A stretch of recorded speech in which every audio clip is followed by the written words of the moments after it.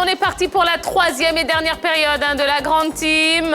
Ballot et Henri Jo nous ont rejoints pour la suite de l'émission.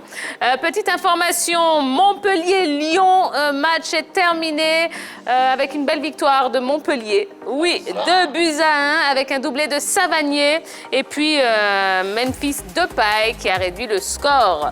Voilà, on a beaucoup de choses à vous proposer, notamment cette interview de Gbane Mohamed, le gardien de but de l'Africa Sport d'Abidjan. C'est dans un instant, juste après le rappel des grands titres de l'actualité sportive du jour. Et on commence en tennis de table, saison 2020-2021, ouverture le samedi 17 octobre à Abidjan. En basketball, pour les JO de Tokyo, Mo Farah ne s'alignera que sur le 10 000 mètres. Et en MMA, Conor McGregor a été arrêté pour tentative d'agression sexuelle et d'exhibition sexuelle lors d'une soirée dans un établissement de Calvi en Corse. Et enfin, en ce qui concerne le football, Ligue 1, Marcelin Cablan est le nouveau coach du Sporting Club de Gagnois. Messi entre dans le cercle fermé des milliardaires avec plus de 550 milliards de francs CFA. En Première Ligue, Chelsea démarre idéalement 3-1 contre Brighton. Et enfin, Florentin Pogba, défenseur du FC Sochaux, déclaré positif au coronavirus.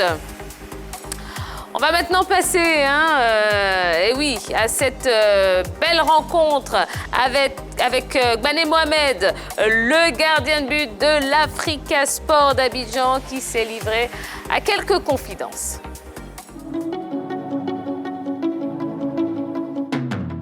Je me sens de mieux en mieux. J'ai fini la rééducation. Donc là, je suis en phase de reprise et je pense qu'il y a plutôt de bons signes.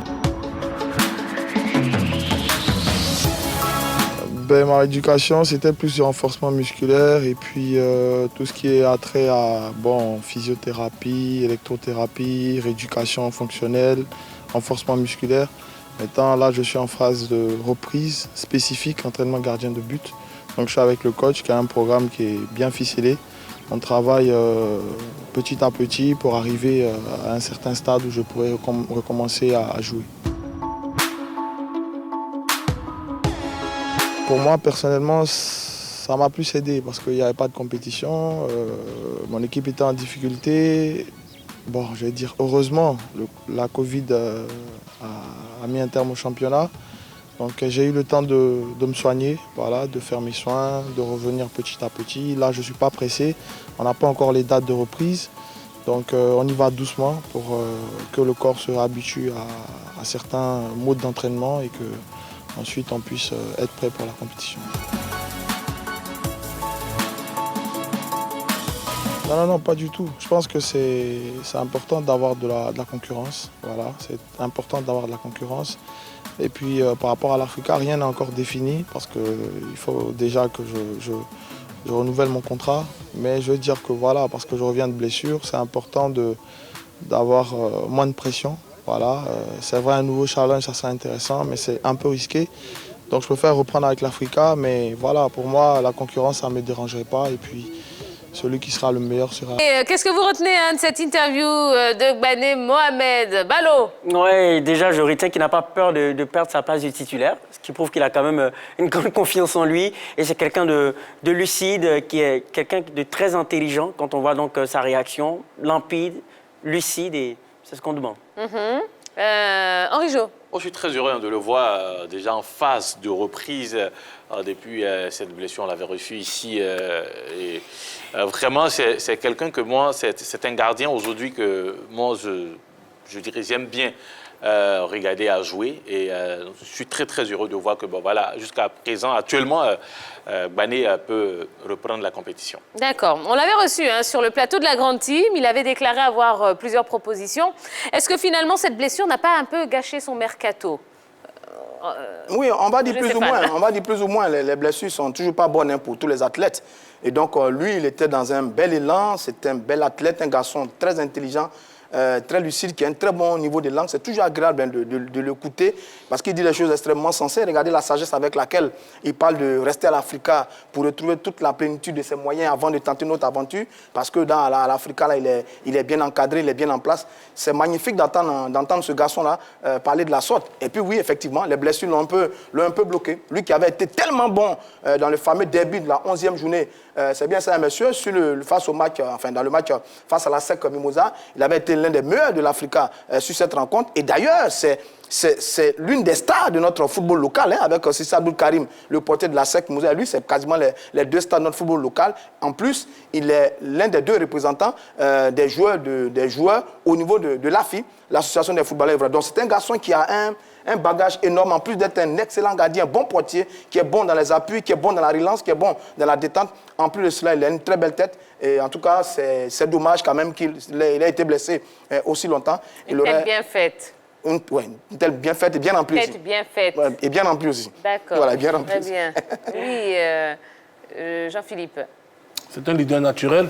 C'est le leader du vestiaire de l'Africa Sport d'Abidjan. On sait que c'est un club qui a toujours eu une assise très forte au niveau des gardiens de but. Si vous regardez même l'élément qui a été diffusé, il est en rééducation avec une autre légende, un autre monument de l'Africa Sport d'Abidjan, Tizier Jean-Jacques. Et Bané Mohamed, aujourd'hui, il est ancré dans, je dirais tout simplement, le tableau de l'Africa Sport d'Abidjan. Sa blessure a été très préjudiciable au club. Et on a ressenti ça au niveau tout simplement du classement final de l'Africa Sport d'Abidjan. Il a dit lui-même, disons tout simplement que je ne devrais même pas reprendre ces mots parce que quand on pense à la situation de la Covid-19, c'est un peu dommage de dire que, heureusement, grâce à elle, l'Africa a pu se maintenir en première division, mais c'est une manière de dire simplement qu'il a vécu ça difficilement parce que, véritablement, dans les buts, il était le porteur de voix, c'est lui qui galvanisait ses coéquipiers. Son absence était très préjudiciable. Je suis content de le voir reprendre aujourd'hui et c'est vrai que quand on est gardien de but, étant donné que c'est un poste spécifique, et qu'on est blessé, on doit passer par une rééducation. Il n'est pas évident qu'un club puisse s'engager tout simplement avec vous pour tout simplement vous retrouver dans leur but. Il va mener sa rééducation et on verra ce que cela va donner la saison prochaine. Alors, il y a Bané Mohamed, mais il y a également Sissé Abdul Karim, qui sont vus comme les remplaçants de Bobo Sylvain. Pourtant, les deux portiers, eh bien, ils sont blessés. Est-ce qu'on doit s'inquiéter aujourd'hui ? Ils se sont rétablis. C'est vrai que durant leur indisponibilité, certains gardiens ont eu des promotions. Je parlais de Tapé Eliezer, par exemple. Nicolas Thier également, qui n'a pas encore été appelé en âme, mais qui a signé, je crois, du côté du Portugal, pourrait être également une alternative. Il faut noter qu'aujourd'hui, Sissa Abdul Karim, il est pratiquement, je crois, plus âgé même que Bobo Sylvain. Donc, est-ce qu'il représente l'avenir à ce poste? C'est une autre interrogation. Maintenant, bon, ça fait toujours plaisir d'avoir ce problème de riches, autant de gardiens de qualité, et je pense que c'est tout bénéfique pour la Côte d'Ivoire. Oui, mais bon, sauf quand même que les gardiens de but ont une longévité en termes de carrière un peu plus longue que les joueurs. Bien évidemment. Non, mais pour parler de remplaçant de Bobo Sylvain, même pour revenir avec Bané Mohamed, quand il n'était pas blessé, c'était Tapé qui était devant lui. C'était lui qui était appelé. Donc aujourd'hui, s'inquiéter, je dirais non, parce que nous avons, comme le disait Jean-Philippe à l'instant, nous avons quand même, c'est vrai, pas de grands noms au niveau des portiers, mais nous avons quelques noms, notamment, c'est vrai, il y a Bané, mais il y a aussi Tapé Eliezer, sans oublier Oupo Maxime, le gardien du Sol FC, qu'il ne faut pas oublier, tout comme Thier et Nicolas. Donc à ce niveau-là, ce sont des gardiens, et puis sans oublier aussi le deuxième gardien, je dirais même les deux gardiens de la SEC Mimosa Bamba et Dante El Hadj. Donc, ce sont des gardiens sur qui on peut compter pour l'avenir, tout comme Bané Mohamed. Donc, pas d'inquiétude à se faire à ce niveau-là. Eh ben, en tout cas, on est content de le savoir de retour et on lui souhaite vraiment de bien se rétablir et puis de nous faire encore vibrer l'Africa Sport d'Abidjan. Allez, on va continuer avec Eric Choupo-Moting qui ne devrait finalement pas signer un nouveau contrat avec le Paris Saint-Germain. Selon RMC, les négociations entre le club et les représentants du joueur n'ont pas abouti. Alors, Choupo-Moting, lui, il veut 2 ans de contrat alors que le PSG ne lui en propose qu'un. Est-ce qu'il a raison de réclamer plus? Ballot? Non, parce que déjà, il est âgé de 31 ans. Le joueur est de 89, 31 ans. Je pense que c'est un âge qui peut permettre d'aller voir d'autres horizons, de terminer sa carrière sous d'autres cieux. Donc déjà, l'âge ne parle pas pour lui. 31 ans, c'est quand même assez. Et ensuite, il y a de la concurrence. Il y a un certain Mauro Icardi en attaque. le Paris Saint-Germain regorge de nouveaux talents. C'est une équipe qui est en train d'éclore, qui est en train d'attendre une nouvelle dimension. Et je pense qu'à cause de la concurrence de son âge, 1 an, c'est suffisant. Non, je pense qu'il veut travailler dans la durée aussi. Hein. Il sort d'une prolongation de 2 mois avec l'équipe de Paris pour terminer donc la Ligue des Champions. Oui, il a 31 ans et puis il a été bon quand même, hein, parce qu'à chaque fois qu'il fait son entrée dans cette équipe de Paris, il est décisif. C'est d'ailleurs lui qui qualifie l'équipe en finale face à l'équipe de l'Atlanta Bergame. Donc c'est un bon joueur, il joue la carte de l'assurance, il se vend bien, il éprouve également l'intérêt des dirigeants. Moi, je suis parfaitement d'accord avec lui. Je pense qu'il joue la carte du maintien de l'assurance. Ce n'est pas mauvais comme choix de la part de Choupo-Moting en ce qui concerne donc les discussions avec les dirigeants de cette équipe du Paris Saint-Germain. N'oublions pas qu'il est le capitaine du Cameroun. Le Cameroun reçoit la CAN en 2021 et il veut s'inscrire dans la durée pour ne pas avoir à chercher un club avant le début de la CAN. Donc, il va être sûr de pouvoir jouer et de bien représenter son pays. Donc, d'où les 2 ans réclamés par Choupo-Moting. Donc, moi, je suis parfaitement d'accord avec lui quand il réclame ces 2 années. Et puis, en plus, au niveau du Paris Saint-Germain, en dehors de Mauro Icardi, il n'y a pas de véritable neuf qui existe au sein de cette équipe parisienne. Donc, pourquoi ne pas le garder 2 ans?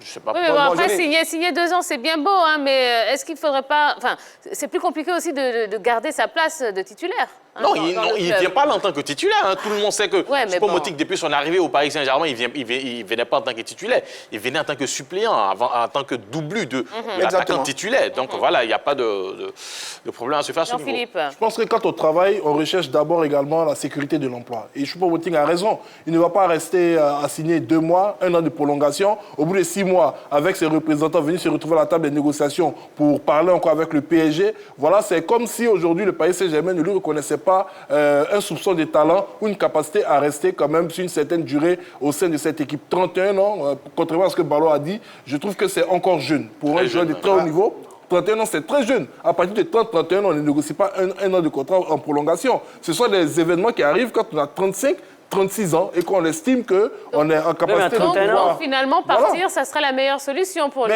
Mais je pense qu'il est plus sur cette voie parce qu'à 31 ans, je pense qu'il va plutôt chercher un challenge dans une équipe. Non seulement il pourra être titulaire, et il pourra s'inscrire dans la durée. Parce qu'au PSG, c'est le challenge de pouvoir remporter la Ligue des Champions, participer à un projet qui est tout simplement novateur et excitant, qui le mettait dans cette équipe. Et puis, il a également la caution de Thomas Tuchel. Donc là, si le PSG n'accède pas à cette demande, je pense qu'il est évident pour lui de se trouver un autre point de chute. D'accord. Allez, voyons les stats d'Éric Choupo-Moting avec le Paris Saint-Germain. Bonsoir, Dorgelès. Bonsoir, Tia. Bonsoir, la team. Vous allez bien? Ah bah super. Salut, Dorgelès. Tia, alors, qui est donc Éric Maxime Choupo-Moting? C'est le fils de Camille Juste Choupo-Moting, ancien basketteur camerounais. Et puis, il faut savoir qu'il a signé son premier contrat professionnel avec Hambourg en mai 2007. Le 31 août 2018, il rejoint le Paris Saint-Germain en tant que doublure, d'Edinson Cavani. Est-ce qu'il a réussi sa mission? Regardons tout ça sur notre écran 3 fois. Magic. Super, Tia. Allez, la première saison 2018-2019 avec le Paris Saint-Germain en championnat, 21 matchs, 3 buts. En Coupe de France, 4 matchs, 0 but, 2 passes. Coupe de la Ligue, 1 match. En Ligue des Champions, 4 matchs, 0 but. Total, la première saison, 30 matchs, 3 buts, 2 passes. Regardons la deuxième saison avec le Paris Saint-Germain. Saison 2019-2020, championnat, 9 matchs, 3 buts, 1 seule passe donnée. Coupe de France, 3 matchs, 1 but. Coupe de la Ligue, 2 matchs, 1 but. En Ligue des Champions, 4 matchs, 1 but. Et puis un but magnifique qui a sauvé Paris. Total, 18 matchs, 6 buts, puis 1 seule passe. Au total, en 2 ans, avec le Paris Saint-Germain, 48 matchs, 9 buts, 3 passes. Éric Maxime. Allez, alors c'est vrai que Choupo-Moting, il est aimé par les fans et par le vestiaire également. Mais concrètement, qu'est-ce qu'il a apporté à cette équipe du Paris Saint-Germain, Ballot? Dans une qualification face à l'Atalanta Bergame. En tout cas, c'est le fait notable en tout cas, de son parcours au Paris Saint-Germain. C'est ce qu'on retiendra, ce tacle rageur sur ce but face à l'Atalanta Bergame. En tout cas, c'est ce que je retiens. Non, c'est un bon remplaçant de luxe. C'est une belle solution de rechange pour l'équipe du Paris Saint-Germain.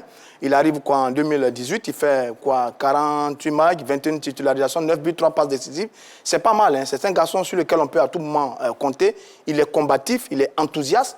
C'est vrai qu'il est moins doué que Né et Kylian, mais c'est un joueur sur lequel on peut compter et il apporte toute sa combativité à cette équipe du Paris Saint-Germain. À chaque fois qu'il fait son entrée, et nous on est content de le voir le Camerounais être l'un des pions, pas dit totalement essentiel, mais l'un des pions sur lequel on peut compter dans cette équipe de Paris. Et il joue bien son rôle dans l'ombre des stars connus de cette équipe du Paris Saint-Germain. C'est un garçon qui apporte sa combativité, son enthousiasme. C'est un très bon joueur, mais vraiment un très bon joueur dans cette équipe du Paris Saint-Germain.